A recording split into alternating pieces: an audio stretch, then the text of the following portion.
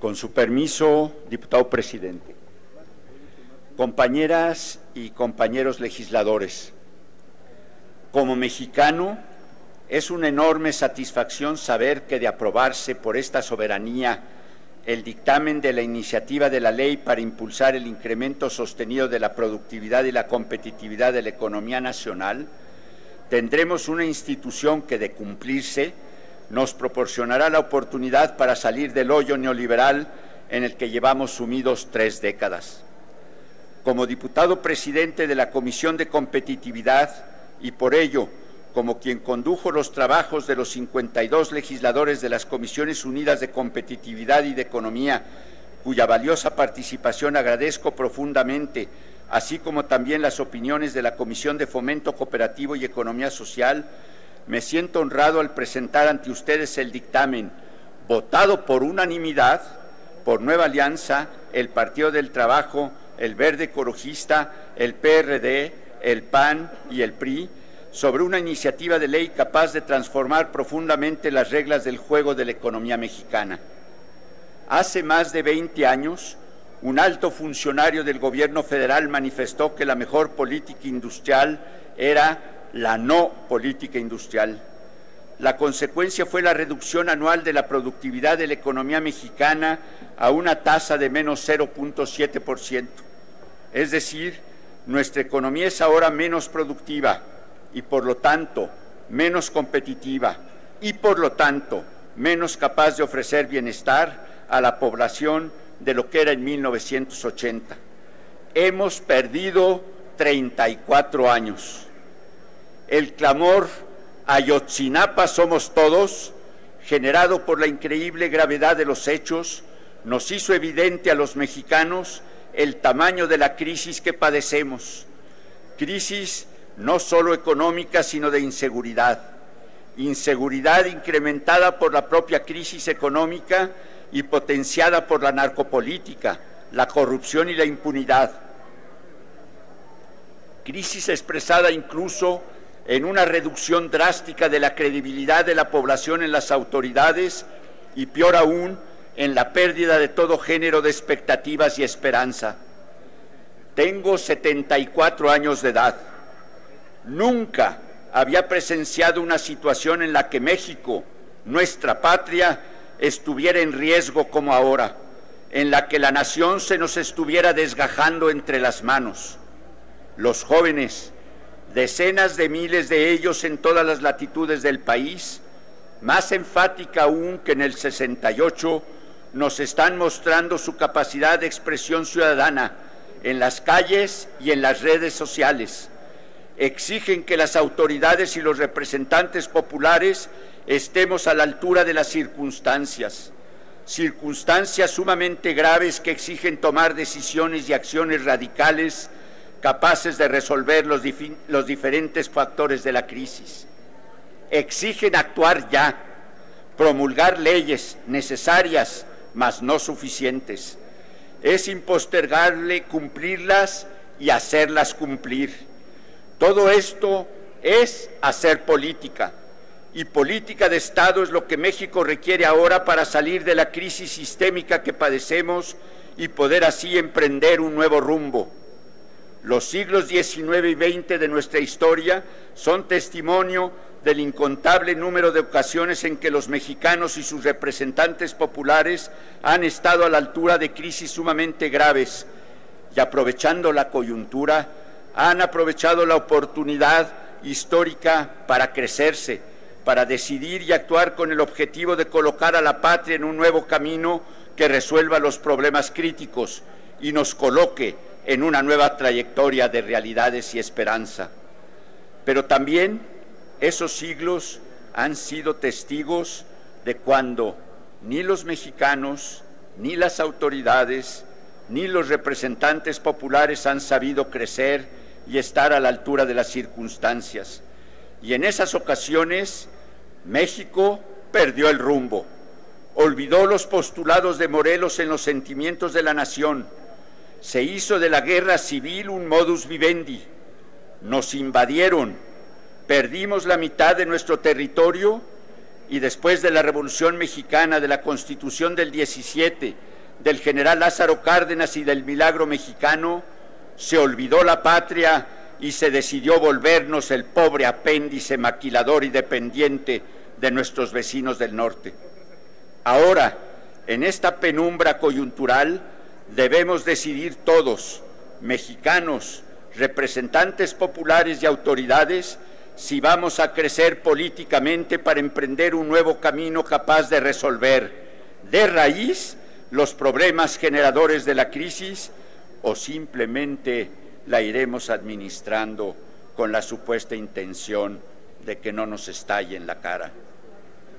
El dictamen de esta iniciativa de ley está a la altura de lo que los mexicanos exigen, un cambio de paradigma en la política y en la práctica económica.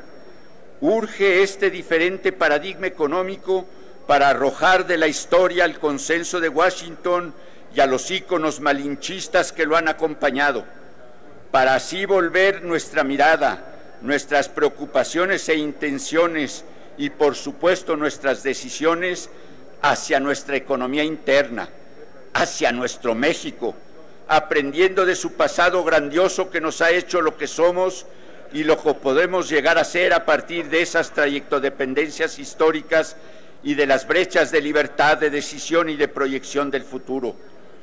Brechas de libertad que habremos de usar cuando dejemos de aspirar a ser los hermanos menores de Estados Unidos, cuando proyectemos nuestro futuro a partir de lo que sabemos que podemos llegar a ser como mexicanos, como hermanos integrantes de América Latina. El general Lázaro Cárdenas diseñó y emprendió la construcción de un México a la mexicana, que tuvo éxitos en educación, salud, desarrollo económico, tejido social, estabilidad política y esperanza de progreso y bienestar para los mexicanos. Hemos extraviado el camino durante demasiado tiempo, camino señalado por el proyecto de nación trazado por la Revolución Mexicana en la Constitución del 17, pero obviamente proyecto que debemos ajustar a la realidad nacional e internacional del siglo XXI. A 100 años de distancia, en contextos internacionales y nacionales significativamente distintos, esta iniciativa de ley está elaborada para empezar a construir un nuevo proyecto de nación, por lo menos a partir de una nueva concepción de la economía mexicana proyectada a 20 años plazo, como lo plantea el dictamen en comento. Una nueva economía a la mexicana ya no como apéndice pobre de la gringa, sino como una economía insertada en la globalización por sus propias fuerzas, por las capacidades tecnológicas y organizacionales de su propia y luego nueva planta productiva, por la productividad y creatividad de nuestros trabajadores, emprendedores e investigadores, como lo han hecho, por cierto, los países asiáticos. Al igual que ellos, sin desperdiciar, por supuesto, a la inversión extranjera directa, a condición de que no use a México como simple pasadera de dinero, de bienes y servicios entre Estados Unidos y el resto del mundo, sino que esa inversión se asiente en territorio nacional, coadyuvando a la realización del plan de una nueva economía a 20 años plazo, con una inversión pública y privada nacionales que habrán de crecer anualmente a tasas muy superiores a las actuales, tasas parecidas a las de antes de 1980, para generarle empleo decente y rentabilidad a millones de mexicanos que, como trabajadores, como técnicos, profesionistas y pequeños empresarios, participen en las cadenas de valor de las grandes empresas tractoras, así como para incrementar la productividad de nuestra planta productiva, transfiriendo innovaciones, tecnologías y nuevas formas de organización. El nombre de esta ley indica la obligación específica que tendrán quienes realicen políticas y prácticas relacionadas con la economía. Por eso se intitula Ley para impulsar el incremento sostenido de la productividad y la competitividad de la economía nacional.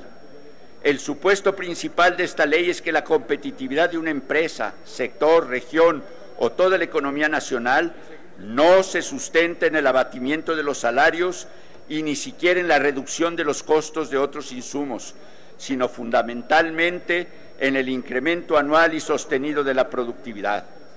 Los ejes rectores de la ley son los siguientes. Le solicito a la presidencia me dé permiso muy rápidamente de terminar. Por favor, señor diputado, usted continúe. Los ejes rectores de la ley son los siguientes. Primero, centrarse de aquí en adelante en el desarrollo de nuestra propia planta productiva, especialmente la manufactura, y del mercado interno, mediante una política nacional de fomento económico activa con vertientes sectoriales y regionales, con la Rectoría del Estado respecto al desarrollo nacional, política concertada con emprendedores, trabajadores, la academia y los institutos de investigación aplicada. Segundo, emprender paulatina pero ininterrumpidamente el cambio estructural de nuestra planta productiva para que nos permita transitar hacia una economía del conocimiento. Tercero, seleccionar sectores que efectivamente sean difusores de conocimiento y que impulsen el crecimiento de la economía mexicana hacia tasas anuales del orden del 6%. Cuarto, incrementar de manera sostenida la productividad de las MIPYMES mediante el desarrollo de su capacidad tecnológica y su integración en cadenas de valor articuladas a grandes empresas tractoras.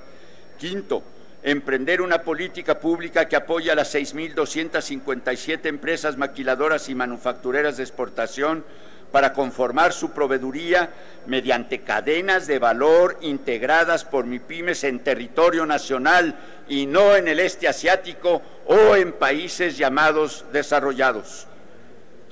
Impulsar la democratización de la productividad en términos territoriales, promoviendo y estableciendo polos de desarrollo en las regiones más rezagadas, como por ejemplo lo planteó el presidente Peña Nieto para Guerrero, Oaxaca y Chiapas. Séptimo, promover la constitución de sistemas de innovación aplicada en cada sector y región que permitan a las unidades económicas escalar a niveles superiores de capacidades tecnológicas y organizacionales. Octavo, impulsar la formación, desarrollo y o transformación de los actuales micro, pequeños y medianos empresarios en emprendedores, es decir, empresarios que impulsen sistemáticamente nuevas capacidades tecnológicas y organizacionales y nuevas innovaciones. Noveno, impulsar una nueva visión de política pública que integre a toda la economía en un proyecto de nación de largo plazo. Por eso, el Plan Nacional de Desarrollo Sexenal incorporará una visión de la Política Nacional de Fomento Económico con objetivos y metas a 20 años plazo. Termino, presidente. Fortalecer al Comité Nacional de Productividad con objeto de que la Rectoría del Estado del Desarrollo Económico implique consensuar y coordinar los objetivos, políticas y acciones de este con los objetivos y decisiones de los sectores privado y social y la academia. Todo ello para lograr los objetivos de la presente ley. Onceavo, vigilar el cumplimiento de los acuerdos establecidos en el Comité Nacional de Productividad, suscribiendo matrices de compromisos con indicadores de desempeño. Hay que poner fechas y responsables, hay que medir para cumplir. Como mexicano, como el decano de la Cámara de Diputados que ha vivido la época del llamado milagro mexicano y la época neoliberal, y como legislador participante en la redacción de una ley decidida a transformar las instituciones de una economía estancada en instituciones que impulsen una economía pujante, una economía que mejore el nivel medio de vida de los mexicanos y reduzca drásticamente la pobreza y las insoportables desigualdades, solicito atentamente a los legisladores de todos los partidos que otorguen su voto aprobatorio al presente dictamen. No podemos perder la oportunidad histórica que la crisis actual nos proporciona para dar el golpe de timón que todos los mexicanos estamos esperando. ¡Viva México! Cámara de Diputados, 62ª legislatura.